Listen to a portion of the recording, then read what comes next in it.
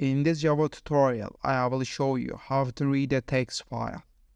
Then we will learn the frequently used methods in the file class. I created an object from the file class. I sent the path of the text file to the file class. I add 2 lines to the text file. I will use the scanner class to read the text file. When the scanner class is called, the automatic import process is performed. I send the file object I created to the scanner class. I need try and catch blocks to use the scanner class. I will use a while loop in the try block. The while loop should run as many lines as there are in the text file. I can use the hasNextLine method to do this. I create a string variable in the while loop. I assign the string variable to the nextLine method. Finally, I print the variable to the console.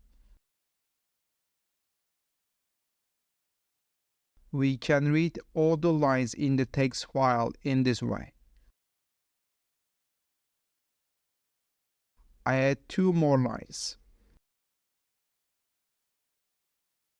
Let's test again. I read all the lines.